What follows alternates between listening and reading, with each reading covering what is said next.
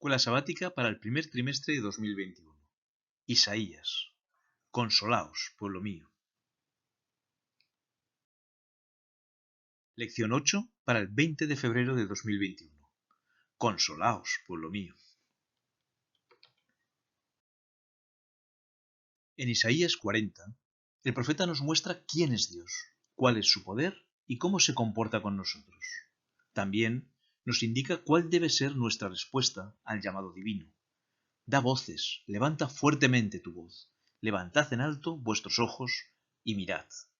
En el estudio del capítulo 40 de Isaías veremos el consuelo en los versículos 1 y 2, la preparación en los versículos 3 al 8, el evangelismo en los versículos 9 al 11, la fortaleza en los versículos 12 al 31 y la adoración en los versículos 19 y 20.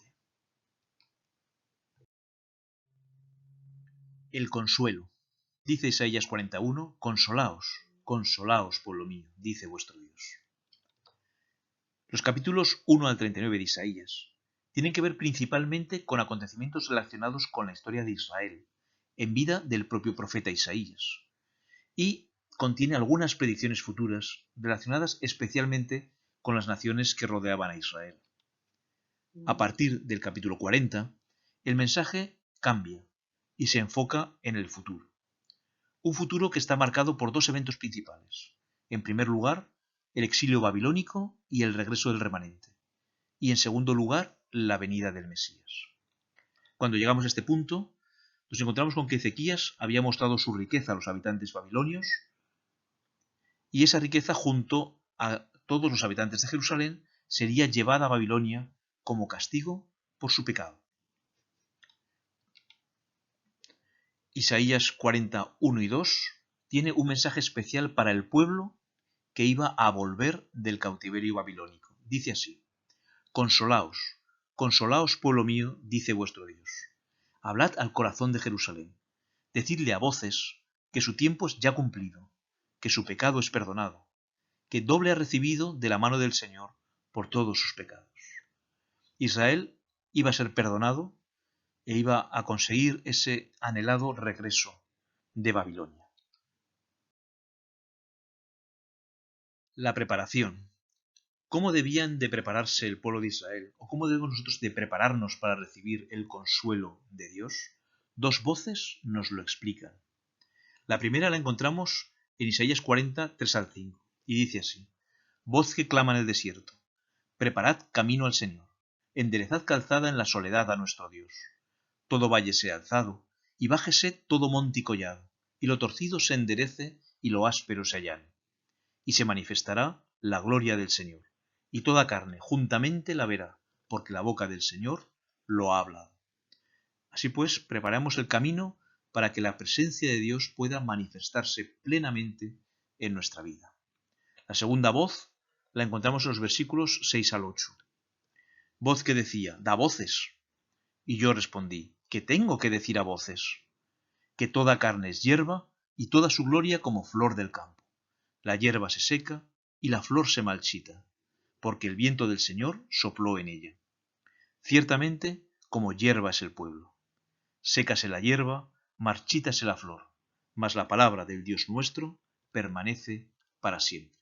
A través, pues, de la palabra de Dios, encontramos también la consolación que el Señor quiere darnos. Después del exilio, el pueblo de Dios recuperó aquello que había rechazado, precisamente estas dos cosas: la presencia de Dios y su palabra. A través de la obra de Juan el Bautista, entendemos que nuestra preparación consiste en el arrepentimiento y el alejamiento del pecado. Así lo podemos ver tal como lo describe Lucas 3, 2 al 8.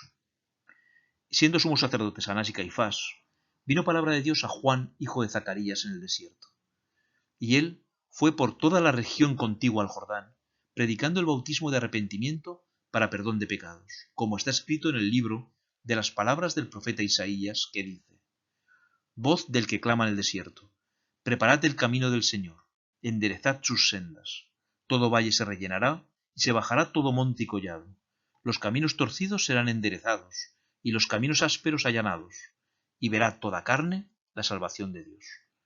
y decía a las multitudes que salían para ser bautizadas por él: Oh generación de víboras, ¿quién os enseñó a huir de la ira venidera? Haced pues frutos dignos de arrepentimiento, y no comencéis a decir dentro de vosotros mismos: tenemos a Abraham por padre, porque os digo que Dios puede levantar hijos a Abraham aun de estas piedras. Así pues, debemos de prepararnos a través del arrepentimiento y del alejamiento del pecado para recibir el consuelo del perdón y la presencia de Dios. El evangelismo. Súbete a un monte alto, anunciadora de Sión. Levanta fuertemente tu voz, anunciadora de Jerusalén. Levántala, no temas. Di a las ciudades de Judá: ved aquí al Dios vuestro. Una vez que el camino esté preparado, la anunciadora de Sión debe presentar a Cristo ante el mundo. Ved aquí al Dios vuestro. ¿Quién es esta anunciadora de Sión? La Iglesia misma es la anunciadora de Sión. Nosotros debemos llevar este mensaje al mundo. El mensaje se basa en el maravilloso poder de Dios y en su facultad de juzgar y recompensar. Así lo podemos ver en el versículo 10. He aquí que Dios, el Señor, vendrá con poder y su brazo señoreará. He aquí que su recompensa viene con él y su paga delante de su rostro. Un mensaje similar es el que nos invita a proclamar Apocalipsis 14, 6 al 7. Vi volar por en medio del cielo a otro ángel, que tenía el Evangelio eterno para predicarlo a los moradores de la tierra, a toda nación, tribu, lengua y pueblo, diciendo a gran voz: temed a Dios y dadle gloria, porque la hora de su juicio ha llegado, y adorad a aquel que hizo el cielo y la tierra, el mar y las fuentes de las aguas. Pero el Evangelio que predicamos va más allá del mensaje de juicio o de recompensa. Hemos de anunciar a un Redentor que se preocupa verdaderamente por nosotros, un pastor que cuida tiernamente de sus ovejas. El versículo 11 de Isaías 40 nos dice: como pastor apacentará su rebaño, en su brazo llevará los corderos, y en su seno los llevará, pastoreará suavemente a las recién paridas. ¿Quién es este pastor? Jesús mismo se identificó como el pastor en Juan 10:11. Yo soy el buen pastor. El buen pastor da su vida por las ovejas. Sigamos, pues, el ejemplo de aquellos que, como Simeón y Ana o María Magdalena o los apóstoles, alzaron su voz para proclamar ante el mundo al Salvador, al gran pastor, Jesús de Nazaret.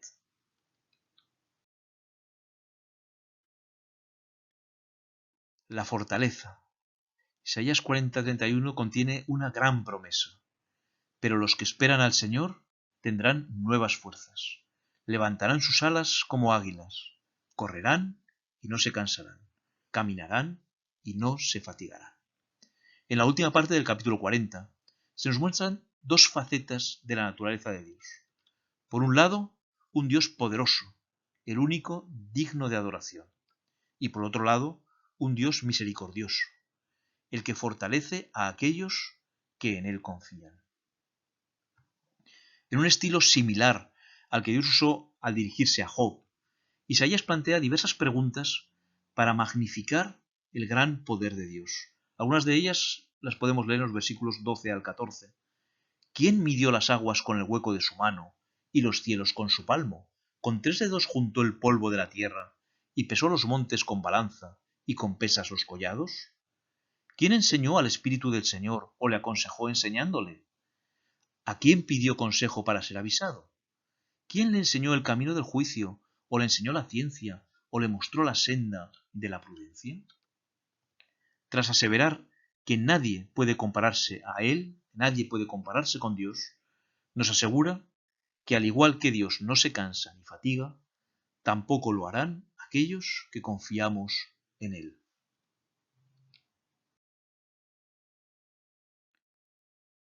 La adoración marca un punto especial mezclado en medio de esta magnificencia de Dios.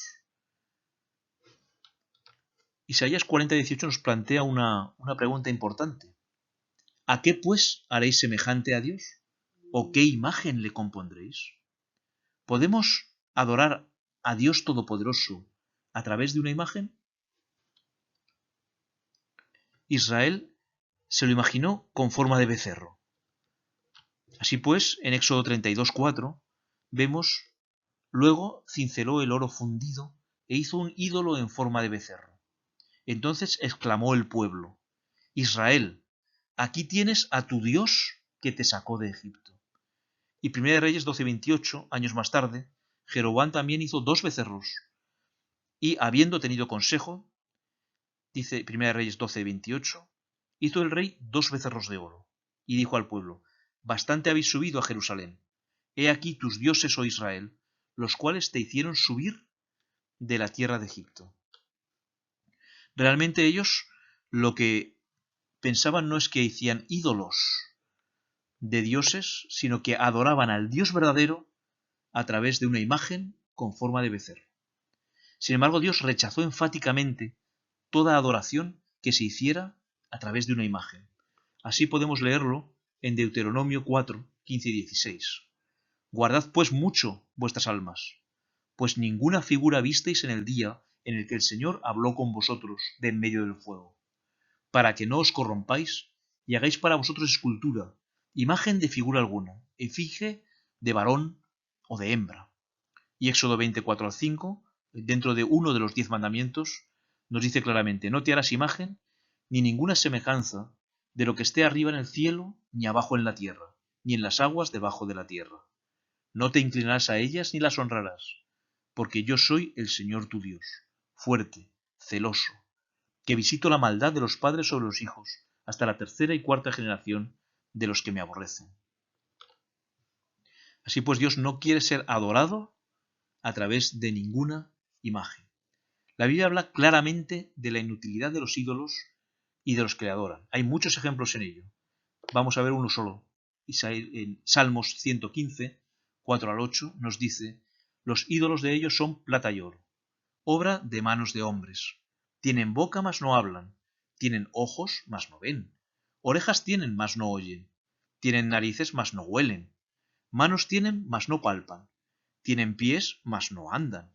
No hablan con su garganta. Semejantes a ellos son los que los hacen, y cualquiera que confía en ellos. Por tanto, a través de una imagen adoramos algo, pero no adoramos a Dios. No obstante, un ídolo no tiene que ser necesariamente algo con forma física. Elena White nos dice en Testimonios para la Iglesia, tomo 5, cualquier cosa que los hombres amen y en la cual confíen, y que sustituya al amor y a la confianza completa en el Señor, se convierte en ídolo. Finalmente, el consejo de Elena White es el siguiente: muchos fueron los mensajes de consuelo dados a la Iglesia por los profetas antiguos. Consolaos, consolaos, pueblo mío, fue la recomendación de Dios transmitida por Isaías, acompañada por visiones admirables que han inspirado esperanza y gozo a los creyentes a través de los siglos que siguieron. Despreciados, perseguidos y abandonados por los hombres, los hijos de Dios en toda época han sido, sin embargo, sostenidos por sus seguras promesas. Y sin lugar a dudas, en estos momentos nosotros también seremos sostenidos por sus seguras promesas.